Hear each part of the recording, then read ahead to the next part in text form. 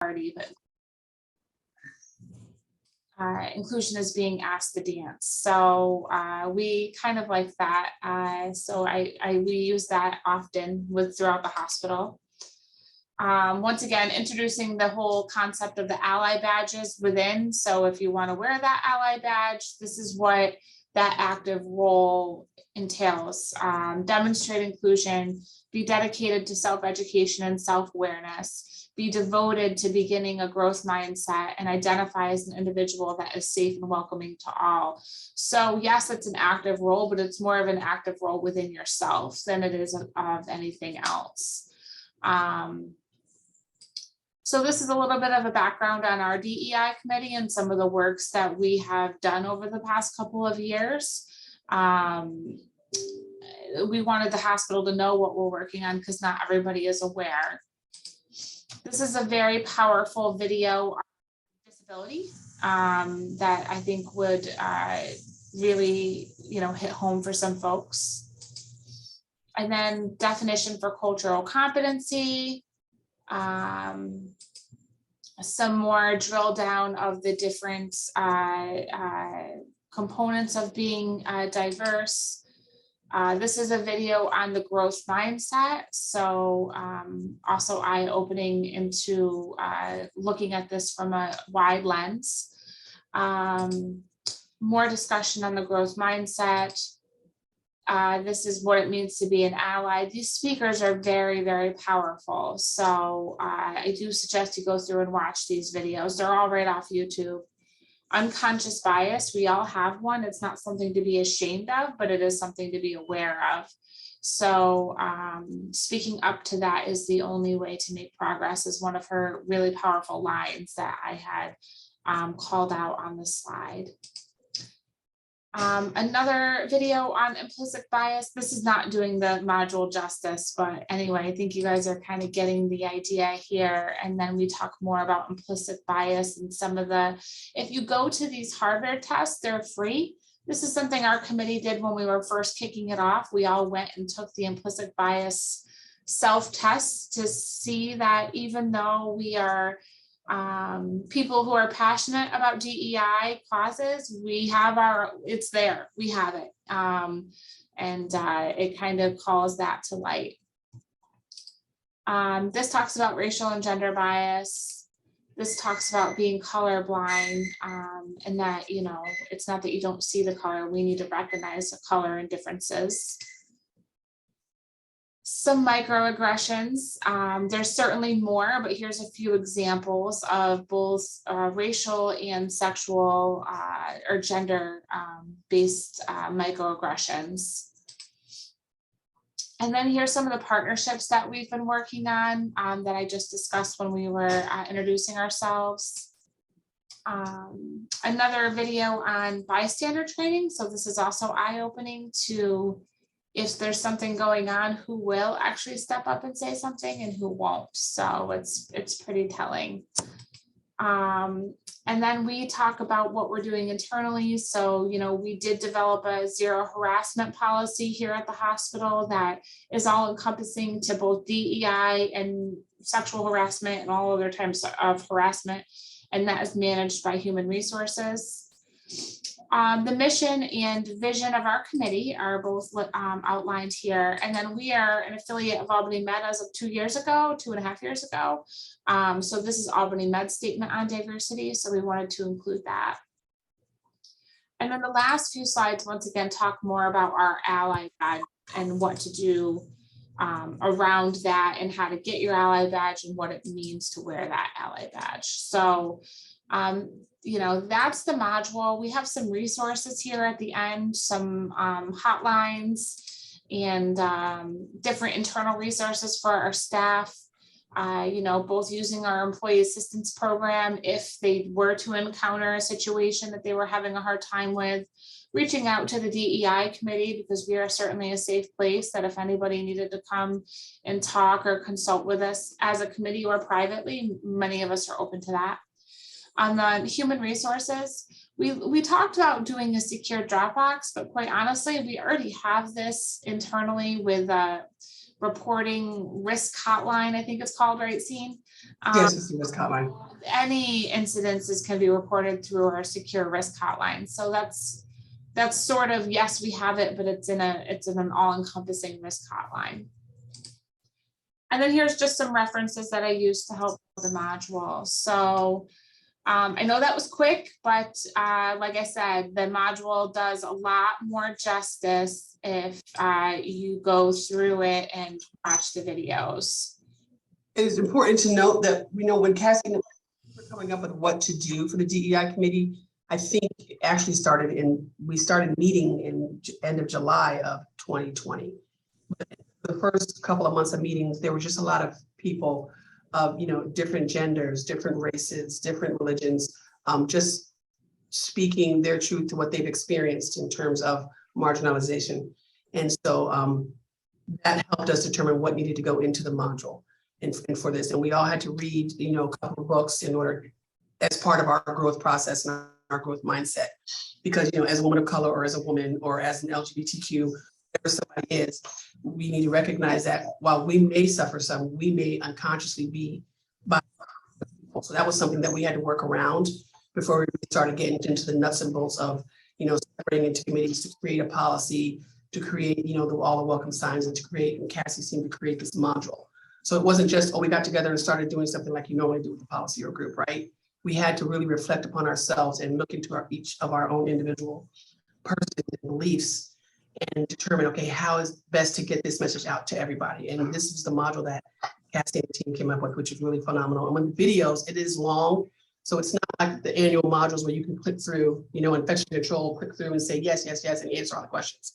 You have to watch all the modules to really get the meat of it.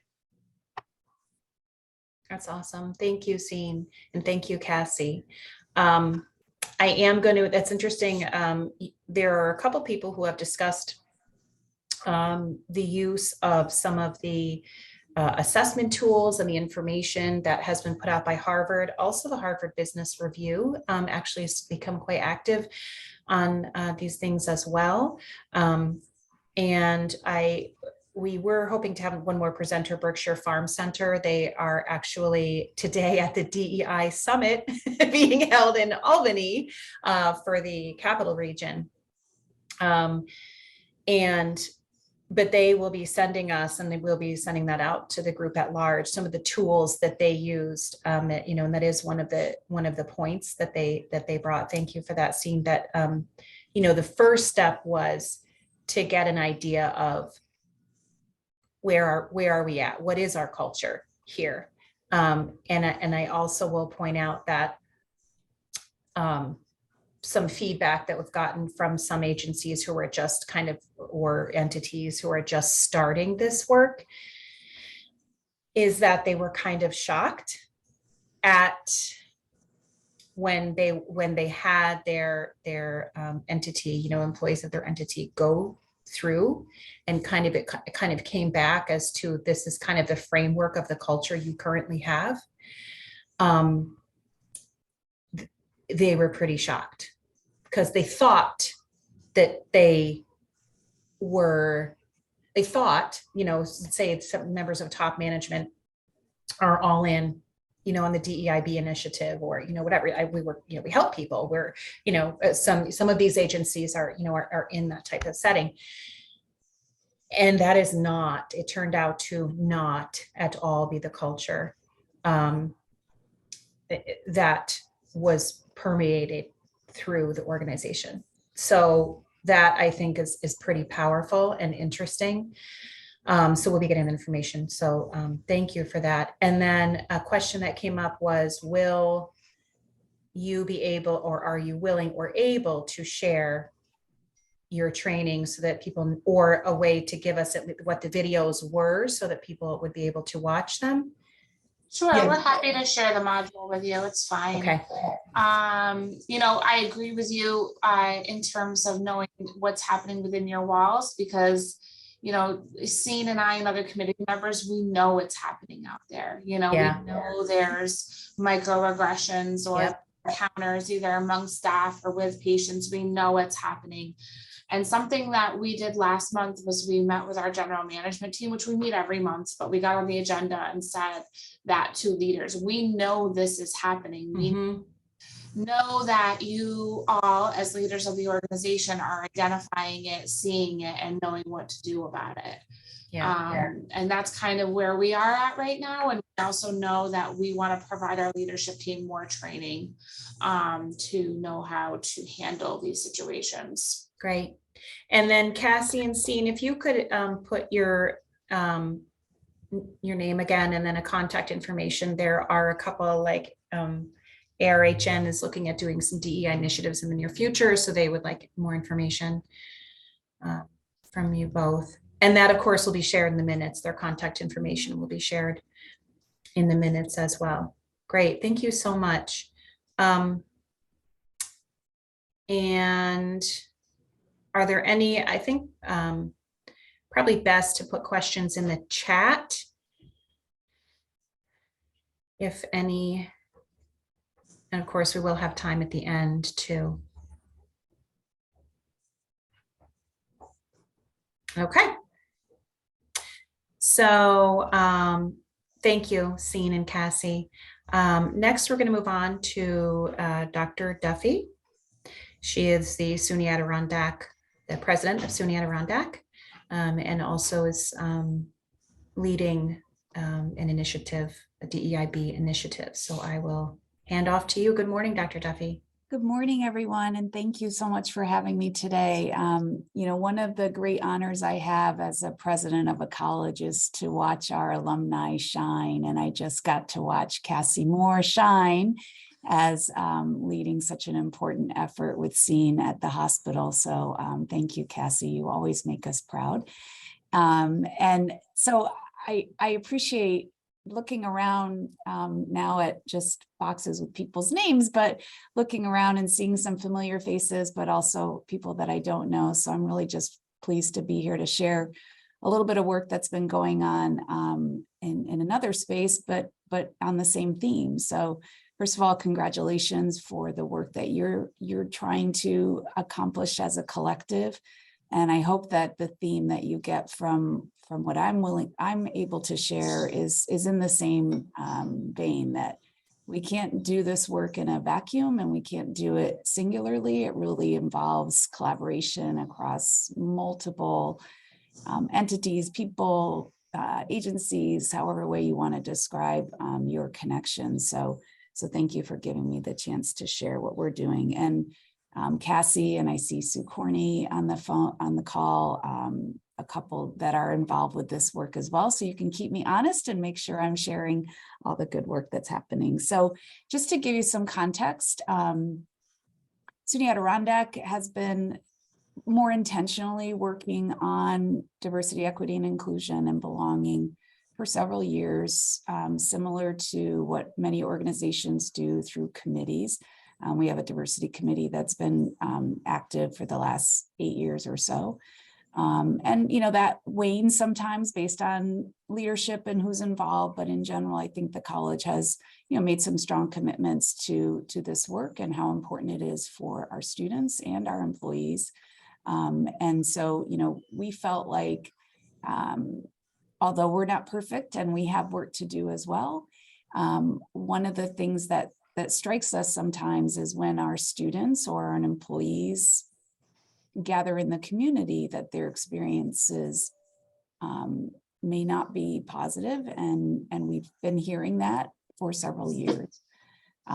Then comes the pandemic, and I was part of a group of various leaders of various entities in the community that was meeting almost weekly, really talking about what would Warren County look like after the pandemic is over. Never expecting that we'd still be talking about it almost 3 years later. But in any event, a lot of good conversation, everything from, how do we bring more people to the area for tourism that's such a big part of our economy? How do we manage healthcare, education, everything you can think of? And of course, the resounding theme through many of those conversations was about the challenge that we were facing at that time, and I know are still facing in many of of the organizations you probably represent, and certainly here at the college, is workforce. And so as we continue to talk about that topic, the one thing that, kind of struck me and then others is that the only way that this region, and we can define region in a variety of ways, will thrive in the future is by ensuring that our community is welcoming to diverse populations, creates a sense of belonging. And, having drawn from some experiences that we had at the college in terms of particularly students that come to us, students of color, their experiences in the community were not positive. I shared some of those anecdotes with the group, and it prompted, I think, a good reaction of, we need to do something bigger than just talk about this. So out of that, we engaged with a person named Nikki Hilton Patterson, who's doing work in really around economic development in the Saranac Lake region around diversity, equity, inclusion. And we invited her to come to campus, and we invited local leaders of various businesses, organizations, government, to come and have her present, what does cultural competence look like in a community? What is the work that they've done in Saranac Lake? And kind of prompt, like, let's get these conversations going at the leadership level to ensure that, we're making some progress. So out of that, we asked for volunteers of folks who'd be interested in continuing the conversation, continuing to think about how we as a community can collectively address very serious issues going forward. And so there was a group of about 16 or 17 of us that started meeting back in November of 21. I lose track of time a little bit. And just as Cine described, I think I would say the first probably 2 or 3 meetings, it was really a lot of sharing from various entities. So, the leader of the Crandall Library to Hudson Headwaters to the school district to, government, EDC, different organizations just sharing what they believe, what they see, what they know, what they don't know, and trying to level set a little bit of what do we know, what don't we know, and how are we going to learn more, with the idea of, can we create an organization, and I use that loosely, that can maybe try to help collect information, become the conduit of education to some degree. And of course, the college sees itself, of course, as one of the primary educators in our community. And so it just made sense that myself and others could maybe just facilitate these conversations. So fast forward, by about April, we came to a little bit more of a place of, who do we want to be and what do we want to call ourselves if we're going to have any sort of credibility in the community. We felt like we needed to also identify what we wanted to try to accomplish. So out of that, we established the Partnership for Community Belonging, is what we've been calling ourselves. And really, I pulled up our mission that we drafted, was really about working with multiple organizations to support a diverse, inclusive, and equitable community that creates a strong sense of belonging for all who work, live, and play here. So not only addressing those who work here and live here, but those who visit our community. And of course, being in an economy where almost 30% of our tax revenues is really from tourism. So how do we make sure that those who visit feel welcome and want to come back? We said that one of the first things we wanted to try to do is, we had a lot of anecdotal information. Certain organizations like the hospital, like Hudson Headwaters, and even the college have done some internal climate surveys to really assess what our students and our employees were experiencing in our case. But we didn't really know, and we didn't have any data to really determine what about people living and working in our community, what's their experiences. So after considerable conversation, we decided to engage Siena College's Research Institute, who does a lot of public opinion polling and perception and community type of work, to help us to create a survey that would at least give us some baseline. We started small only because, as I know some of you can probably relate to, First of all, this is a big topic.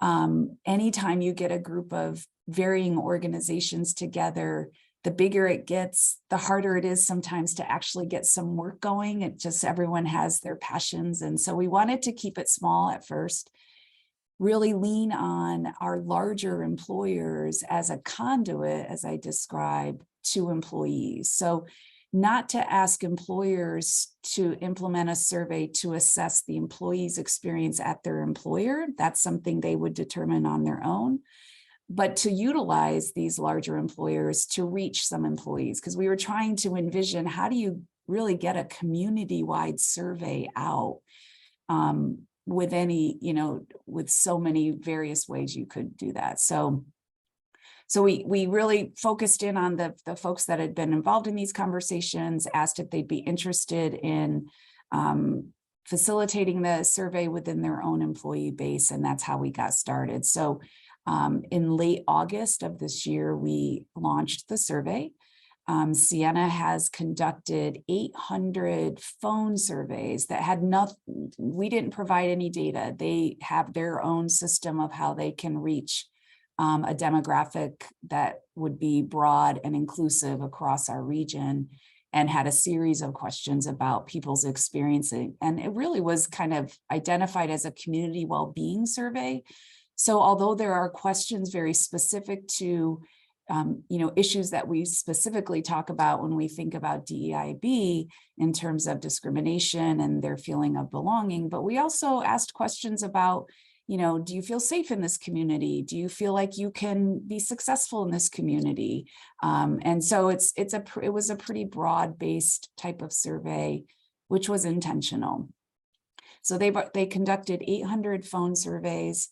And then we sent out an online survey through the different organizations that included Glens Falls Hospital, the college, Hudson Headwaters, Arrow Financial, the library, worked with the NAACP to try to get the survey out to members. So trying to touch as many people as we could, recognizing we're not going to get everyone in the community at this point, but we just needed to do something and get started, try to get a baseline to learn from. So that survey closed on September 15th. Sienna is now collating all of the responses. They will be disaggregated by various demographic characteristics and various identities, so we can really start to see how responses might compare if you are, a conservative versus a liberal, if you're, female versus male, or you don't identify in a binary way, all of the different types of identities that we all work with. And so Sienna will be presenting those results back to the steering committee in late November. They had to get through the election season because they were very busy during that time. So we're anxious to get the results back. The goal is to understand the results as a partnership, figure out how we want to disseminate the information to others and to other leadership groups. Love to have the long-term care council involved, and I invited Cynthia to our presentation in November so she can hear, and certainly the more the merrier. And we really consider this to be just step one. What do people in our community say, recognizing it will be only a small sample. And then maybe we want to do a follow-up survey or do some focus groups, or take the cues from some of the leaders of our largest organizations on how we might want to proceed from there. But the thing that excites me the most is the passion and the interest that we've had from leadership throughout our community.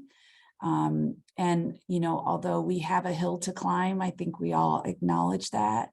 I'm excited that this group is talking. I think the good news is that multiple organizations are talking about these issues. Everyone's at a different place and a different baseline and even understanding of what is diversity, what is inclusion, what does it mean to talk about a sense of belonging. So there's a lot of work ahead of us, but I think we're making a good first start.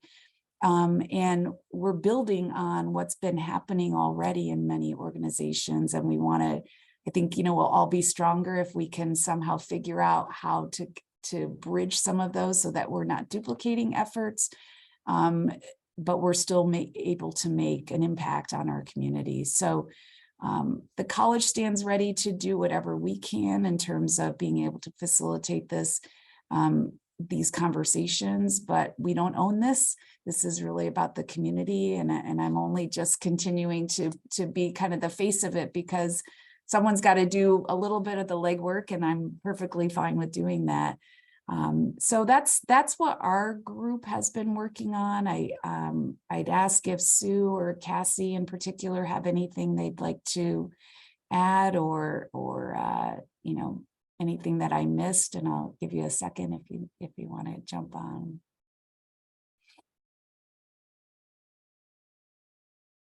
And with that, Cynthia, I hope that gives kind of an overview of what we're doing. Yeah, that's great. And happy to answer any questions. Hi, Sarah, nice to see you.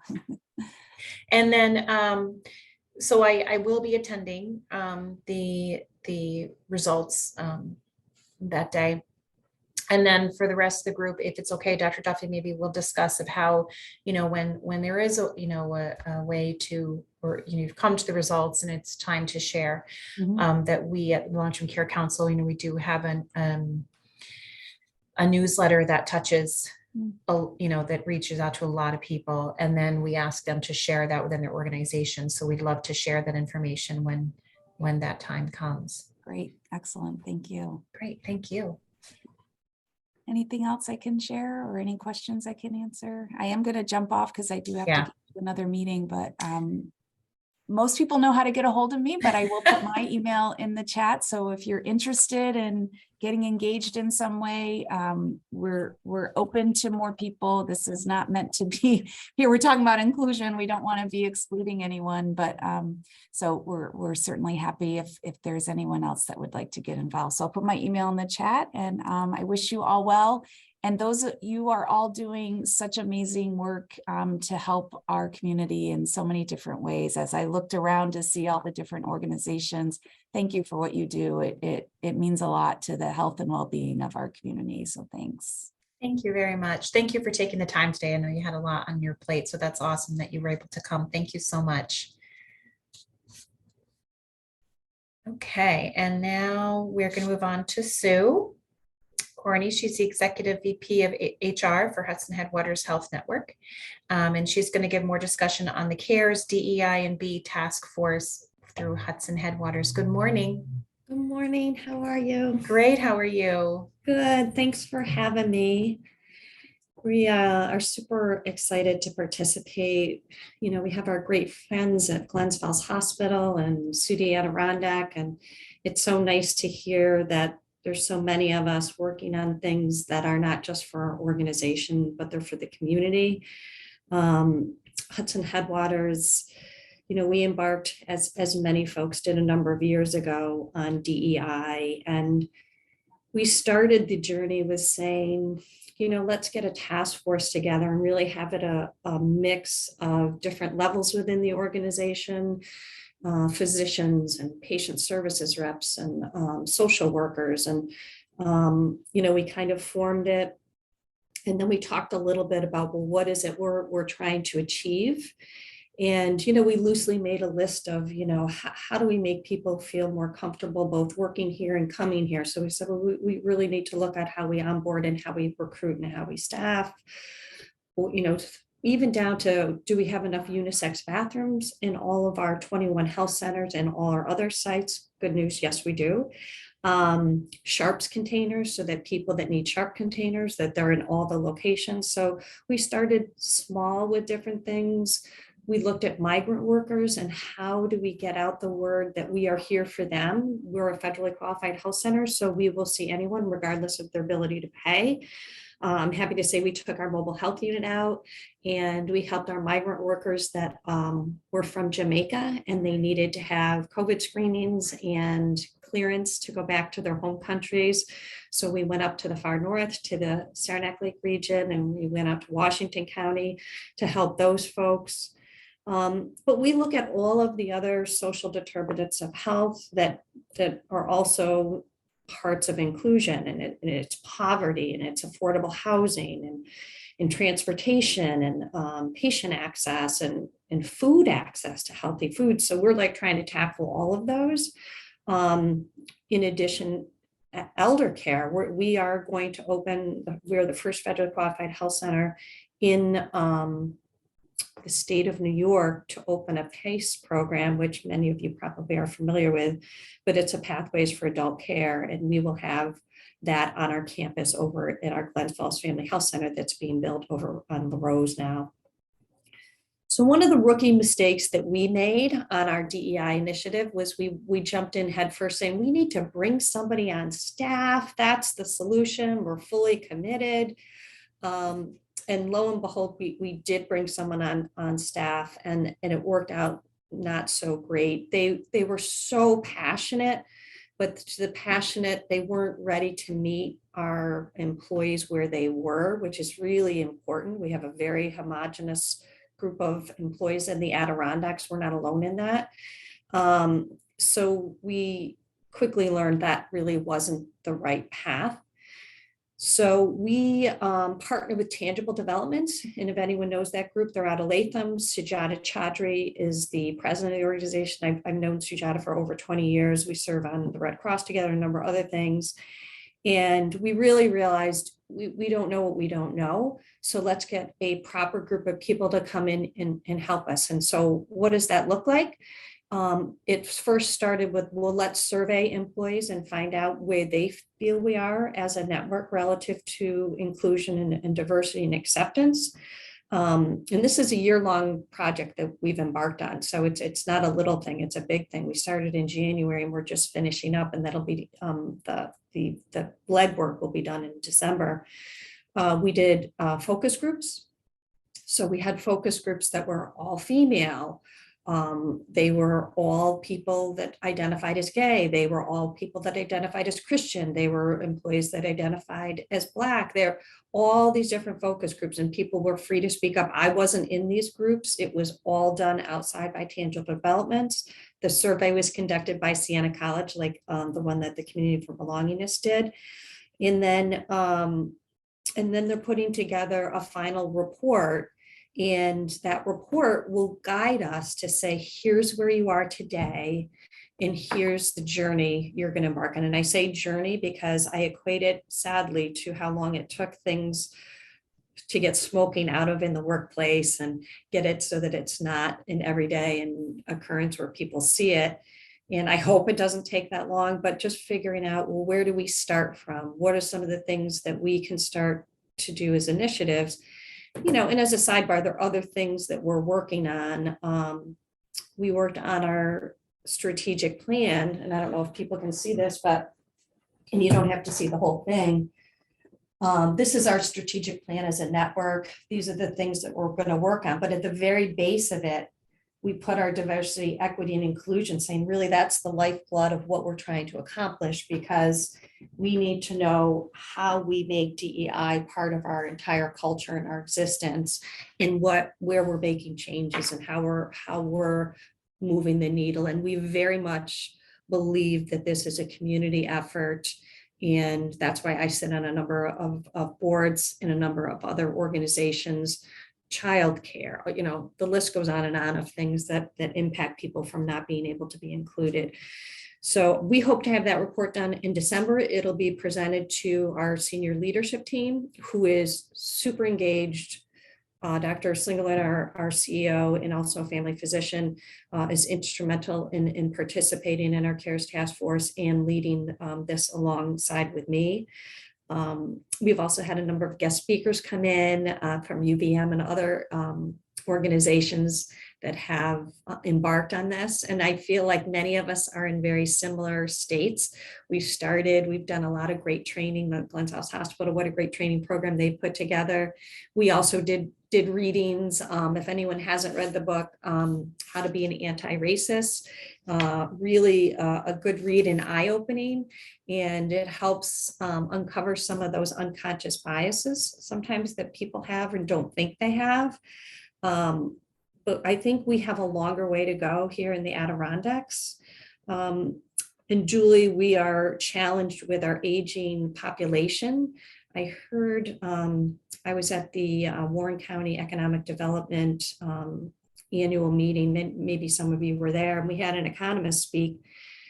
And she said in 2030, for the very first time in history, the eldest population is going to outnumber the youngest population. And if you just think about that and process it, that it realized there's not going to be a lot of care for the elderly population because the population has dropped.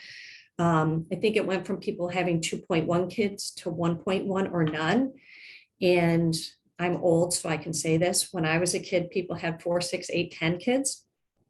They're not doing that anymore, but it just shows that we need to get more young people up in this area. I've had candidates look at our website and say, I don't see a lot of people that look like me, and they're not wrong. So we have to figure out, how do we get this community to have the things that they're looking for, the churches they're looking for, the foods they're looking for, the hairdressers they're looking for, so that they feel like, oh, I do belong there and I fit in there. And I think there's a number of great things that we can work on, and together it's critical that we work on, because it can't just be one of us, it has to be all of us. So I'm super looking forward to working with your group and adding anything that I can, and I'll share anything that we learn as a result of this. And as Stephen Covey said, the strength lies in our differences, not our similarities. And I think figuring out how to embrace that and what that looks like is super important. And I'm happy to answer any questions that anybody has as well.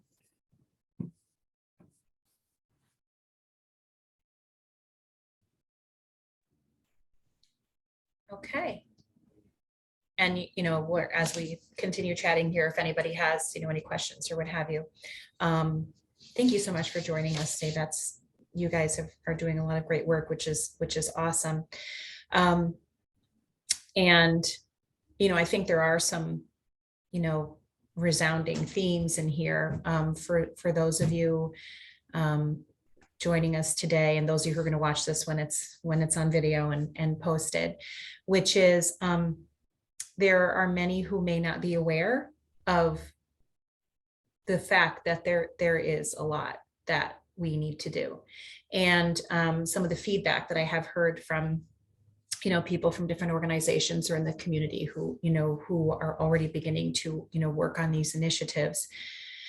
A very common theme there is, like, we thought we knew that, especially if you may not be in identify in one of the groups that may be more likely to run into barriers in your community, that we don't know. A resounding theme that came was that, those that are at the point where they've really done like an anonymous, we just need to know this, that we probably aren't as far along for those of us who have been doing this work, maybe for ourselves, for our own families, perhaps, that there is a lot more to do. So I would definitely recommend, and like I said, we are going to be getting some more information from Julie Brennan from Berkshire Farm Center. She was not able to join us today on the assessment tools that they used, which was all through the, I believe it was for the Harvard Business Review, but Harvard has done a lot of work on, and free tools that you can use. She's also going to be sending us, which is a really great idea, basically like a glossary of terms, right? Because there's a lot, if you aren't familiar with this work, and I think that perhaps another message to say is, it's being unfamiliar with it. If this is the first time you're hearing this, or if this is newer to you, right, is morally neutral. It doesn't make you a good person or a bad person that you haven't worked on these things or those types of things. And I would, however, offer that your fellow community members are saying that there are concerns in the community that they have experienced. So just because, for instance, if I myself might not have experienced something, doesn't mean it's not out there. And the other thing I think that is really important is I would definitely suggest beginning to look into things like bias, unconscious bias, implicit bias, those types of things. Again, recognizing that we all have them is morally neutral. And I think that's going to be really important to receive the fact that, you know, as humans, as we are growing and learning and developing, it is one of the ways that, you know, we learned everything from, you know, this is the person that I go to when I need safety as a very young child, you know, that's part of your development and your learning, especially if you don't have a lot of ethnicities or a lot of people who don't look like you or don't pray like you or don't love like you or don't communicate like you around you, right? That's the human, that's being human. It is morally neutral, does not make you a good person or a bad person. The point at which the rubber meets the road is now there's, you know, you're hearing hopefully that in order for us to grow as a society and grow personally, and in order for us to really experience really all there is to offer in this life, the only way that's going to happen is if we begin to look, you know, in ourselves and how we perceive other people, and perhaps dig into that a little bit deeper. So I definitely would suggest, if you haven't done a test for yourself on implicit bias or unconscious bias, they call it different things, I would definitely recommend that. And again, I would remember that this is just part of the human experience. It doesn't, if you're like, oh my goodness, I didn't realize this piece of it, which I can tell you I myself was like, oh my gosh, I didn't realize that. That's okay if you didn't realize something before, but now you do, and make an awareness there. And it's not easy. Because I think we all strive, you know, to be good people. And then there are these outside, perhaps you receive the message that if I didn't think this way before, that I'm a bad person. And that is not so. How we see the world is morally neutral. What we do with new information given to us, that's kind of where that, you know, you are the person that makes that choice of determining what to do with that information. So, I love these. Everybody was great presenters. Thank you, everybody. I didn't really see any questions. Keen, did I miss any? Nope. The only question I've seen in the chat was the request for the module, which I see Cine has dropped the slide deck in the chat. Thank you so much, Cine. We can also send that out through the membership. Great. Yes, and that will be in the minutes as well. So you'll be able to access that. Thank you. And thank you, Cine. Okay, so our next quarterly meeting is going to be December 8th. We will be providing some more on this. We are hoping to have somebody, we'll see, from Berkshire Farm. And if you haven't looked at their website, I would suggest that you do. They actually have an entire section. And one of the things I think is really cool is they've actually posted their timeline online for the purposes of accountability of what they have done, how it started. And the mission statement as related to that is really pretty incredible and profound. So I really hope that you take a minute to look at that. So again, you'll be getting more information on our December 8th meeting, which will continue to be providing more resources for you, more ideas. And there was some suggestion perhaps that even delving into a bit more of an open dialogue. And I will say, if that's kind of, and please feel free to reach out, shoot an email either to myself or Keen or anyone on the committee, or you can just send it to WWHLTCC with your thoughts on that. Because I will say, if that is the direction that we go in, if at some time, we don't know if we're the appropriate, venue for that, if you will. because I think what's going to have to happen, what I know what's going to have to happen is that organizations themselves are going to have to be like, all right, within our own, we are committed to changing the fabric of our culture and foundation of everything we do, and that's a very personal and individual choice. So we're not sure if we're the right platform for that, but we would love your feedback on that.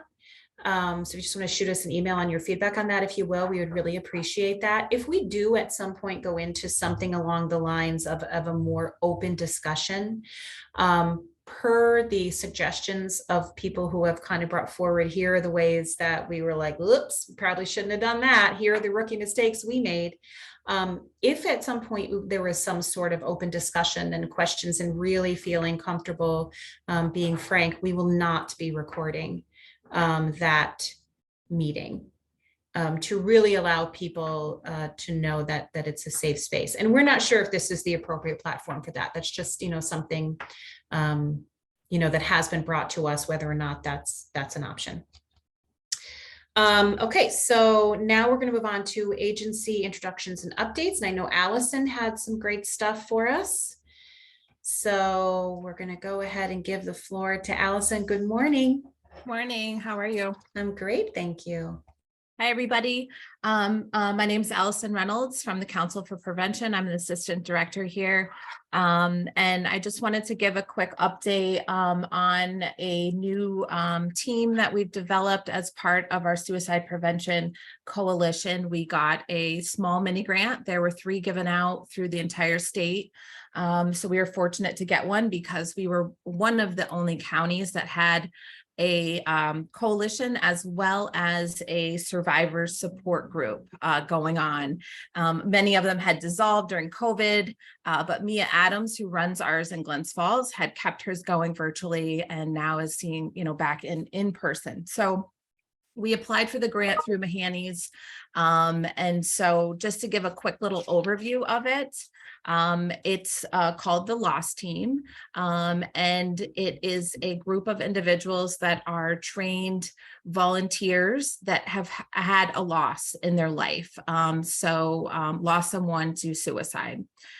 So they have gone through some trainings like adult mental health first aid, youth mental health first aid, assist or safe talk. And those are all trainings that we provide as well through our agency.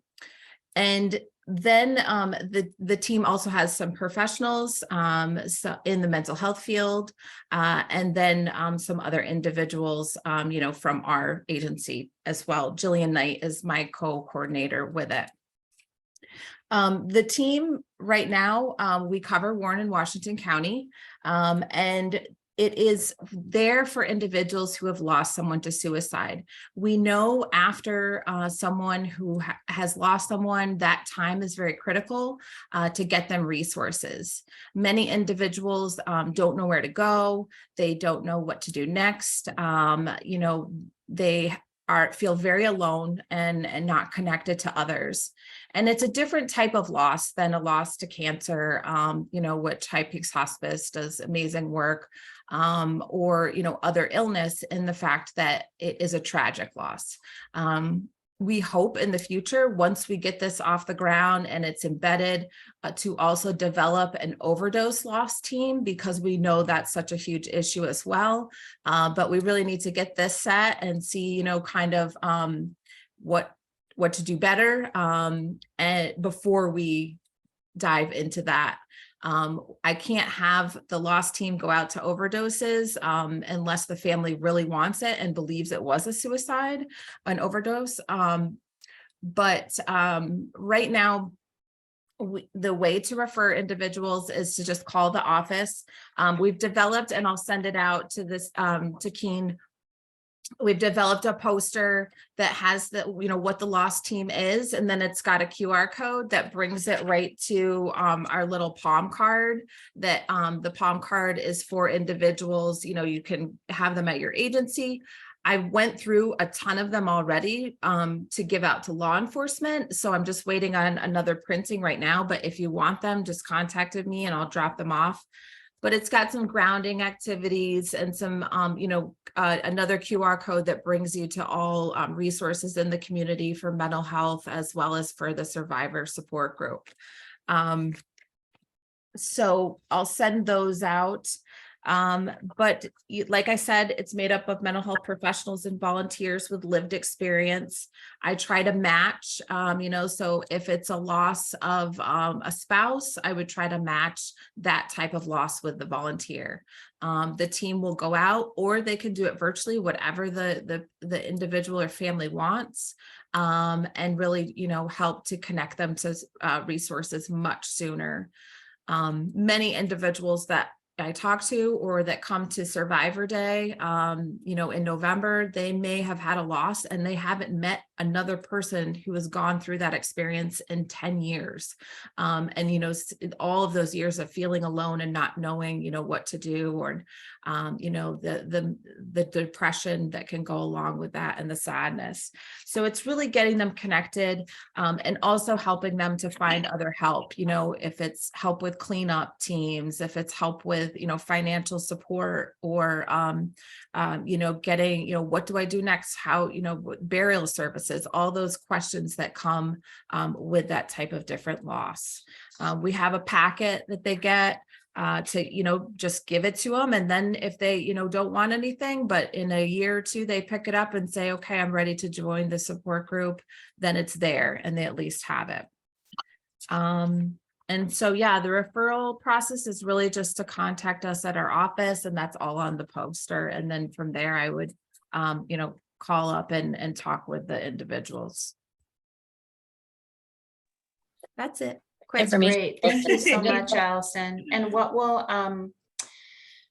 we definitely will be, sending that out. If you'd send that to Keen, that will go out to the group at large. And then just off the top of my head, I'm sure you have done this, but I know that the Chamber of Commerce has a veterans network that also does a lot in that arena.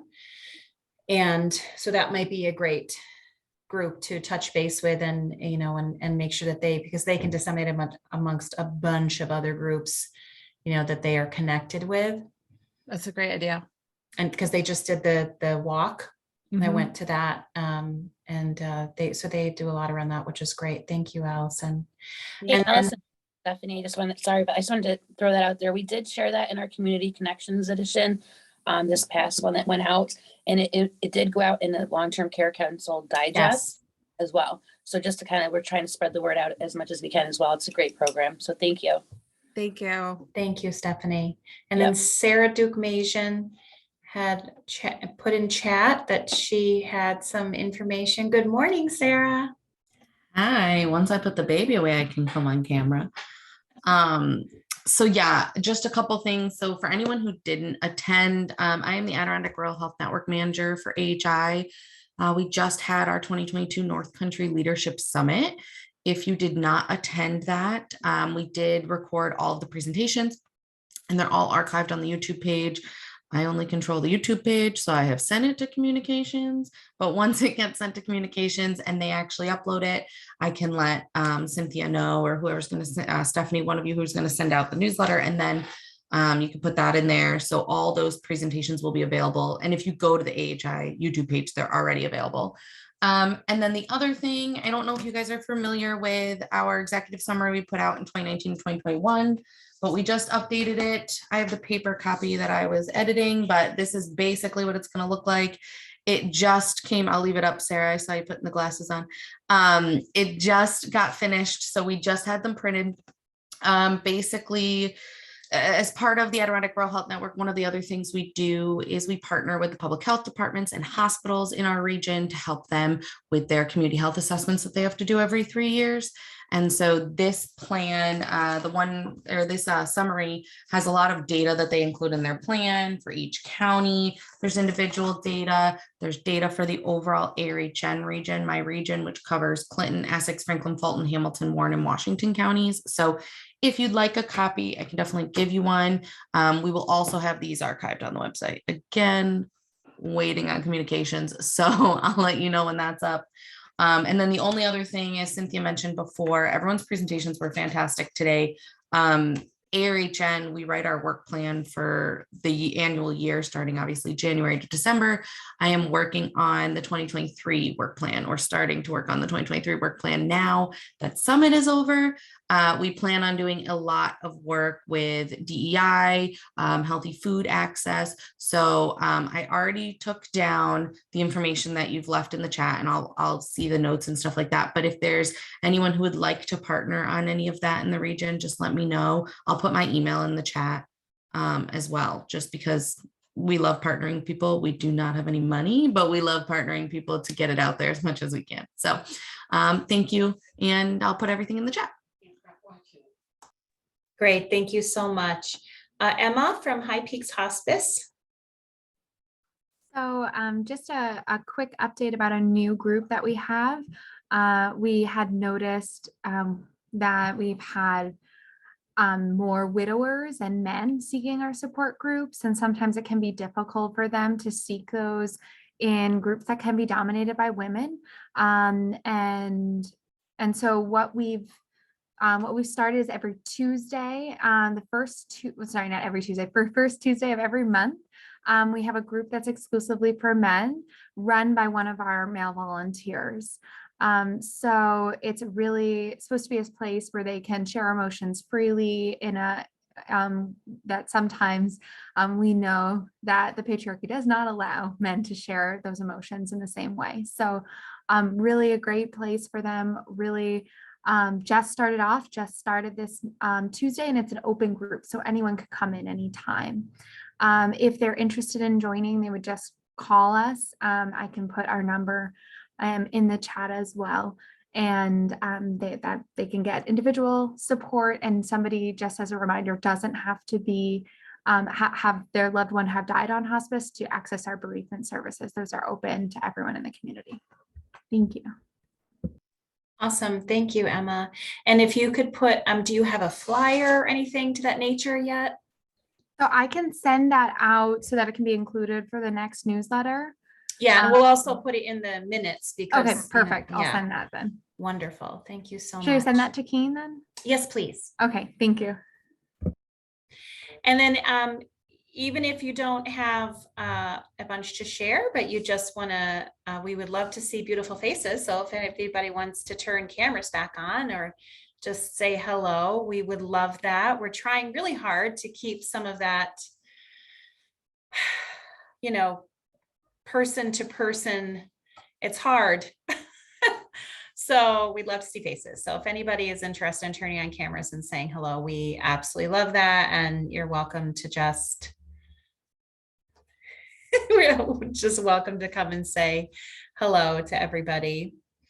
Before we start on like an open talk, can I just mention briefly, in the emails that we were shooting back and forth to each other this morning, I was from a meeting, so I was like super rushed. The survey that the long-term, so we did not nearly as thorough as SUNY Adirondack or Hudson Health Waters, but we did a brief survey ahead of this to try and gauge where our members of the LTCC were at, feeling comfortable, or just how much they had been introduced to diversity, equity, inclusion, and belonging themes.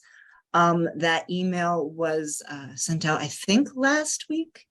I can send a link out again with the minutes. If you haven't responded to that, we'd love a few more responses. Yeah. So, yeah, thanks. We just want to make sure that, yes, thank you for that, Keen. We will send that out to the group at large, because I think I think that might help us to steer what might be helpful to everyone. And as I said, please feel free to shoot an email to the WWH LTCC or any one of the the steering committee if you have ideas or and definitely your thoughts about, it's kind of on the fence, is this the right, platform for certain things? Because, in the end, we're bringing information that, the job of the long-term care council at large and the reason for it is to create connections and, perhaps brainstorm certain things as a group. But the intent is that we're kind of providing information about gaps and barriers, talk about, hey, I had this idea for this, etc. And then really, each entity involved kind of interprets that, in a tangible way within their own organization. So there's some of this we're kind of not sure, this road is, while certainly of interest to us and really pertinent to many of us and for ourselves, kind of how we address that in a community-wide way is new to all of us too. So we'll all figure this out together. And Sarah, I got Maria and then Sarah. Hey, everybody. These were great presentations. Thank you so much. Everybody, I'm Maria with Home Instead in Saratoga. For those of you who may not know me or who Home Instead is, we are a non-medical home care company and we cover all of Saratoga, Warren, and Washington counties. And I wanted to just bring to everybody's attention, Home Instead partners with the American Society on Aging. And every month we offer webinars that are good for one free continuing ed credit. And I know we've got a lot of folks out there who are looking for that, and they're really good webinars. And the one that is being held next, actually, I think it's upcoming week on the 12th. Is a very timely topic, recognizing cultural diversity in service delivery to older adults. So I'm going to put the link to register in the chat box, and that'll be in the minutes. Cynthia, if I need to email it to you as well to.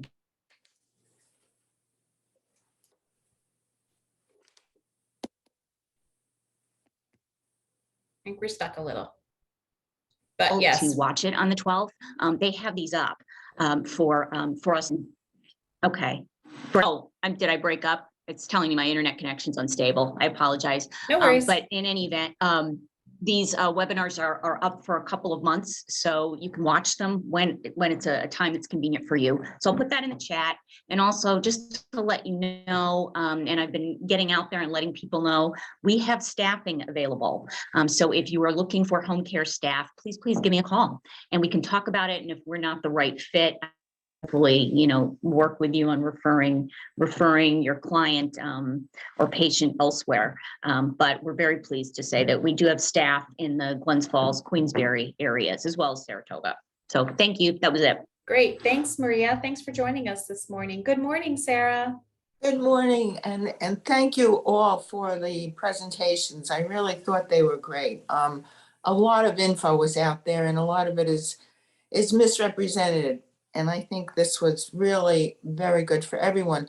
I'll just be brief. I'm involved, as everyone knows, I used to be with the Long-Term Care Ombudsman, and I'm still with SUNY Adirondack Nursing alumni, but we're kind of reinventing what we're going to do. It may not be continuing ed, it may be working more with the students, et cetera.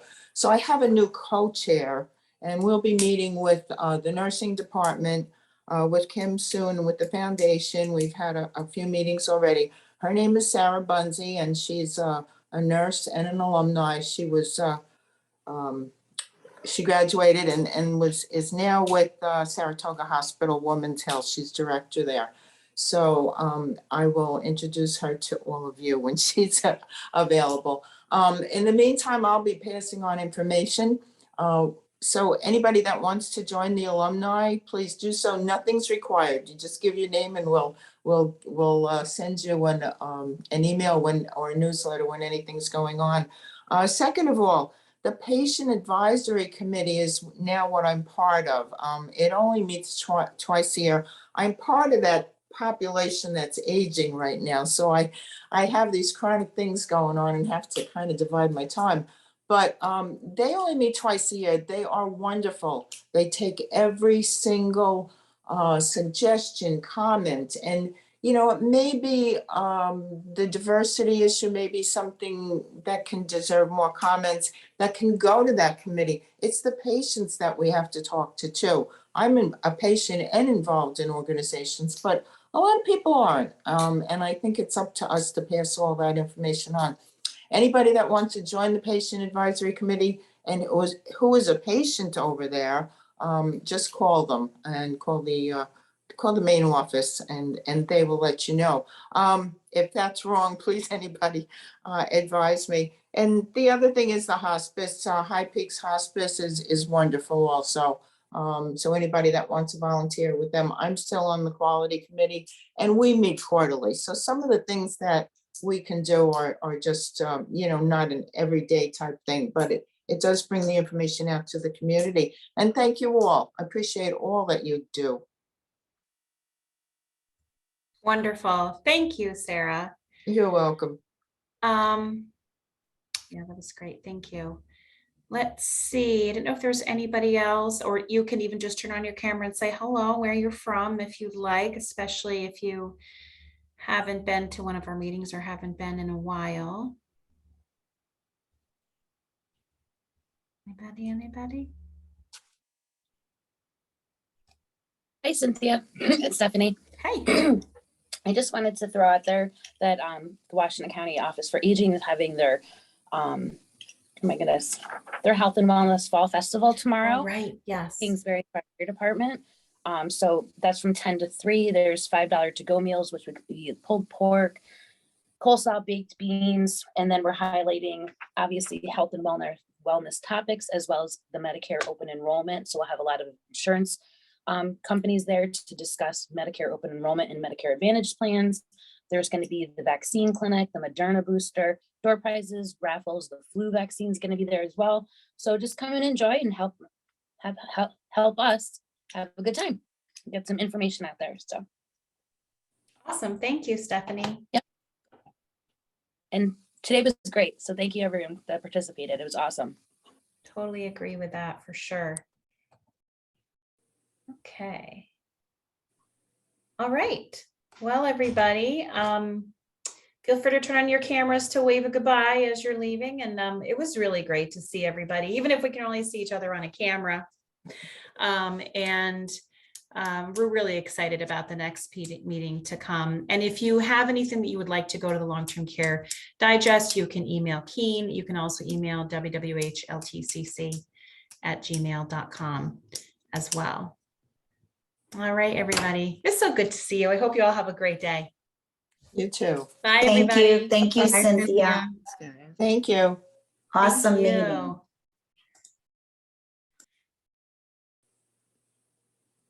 Yay.